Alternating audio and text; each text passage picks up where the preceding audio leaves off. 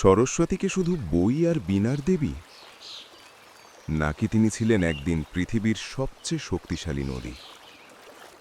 ঋগ্বেদের প্রাচীন শ্লোকে সরস্বতীকে বলা হয়েছে নদীতমা, অম্বিতমা, দেবীতমা, মানে নদী, মা আর দেবী সব একসাথে।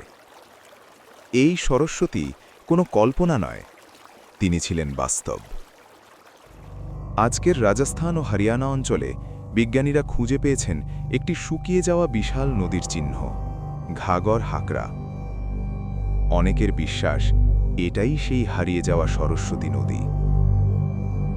নদীর তীরে জন্ম নিয়েছিল সভ্যতা, আর নদীর প্রবাহ থেকেই জন্ম নেয় শব্দ, ভাষা, জ্ঞান।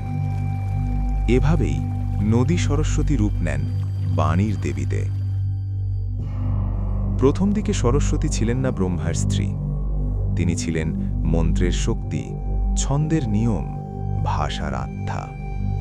পরে পুরাণ যুগে তিনি হয়ে ওঠেন জ্ঞানের দেবী। তার হাতে থাকা বীণা সাধারণ বাদ্যযন্ত্র নয়। দর্শনে বলা হয় এই বীণার কম্পনই বিশ্ব সৃষ্টির প্রথম শব্দ, নাদ ব্রহ্ম। আর তার বাহন হংস। হংস মানে রাজহাঁস, যে দুধ আর জল আলাদা করতে পারে। রূপক অর্থে সত্য আর মিথ্যার পার্থক্য। এই কারণেই সরস্বতী পুজো নীরব, ঢাক নেই, অস্ত্র নেই, কারণ জ্ঞান আসে শব্দে নয়, নীরব উপলব্ধিতে। সরস্বতী মানে শুধু পড়াশোনা নয়, তিনি নদী থেকে চেতনা, মানুষকে মানুষ বানানোর শক্তি। এমন ইতিহাসভিত্তিক সিনেম্যাটিক ভিডিও পেতে ফলো করুন।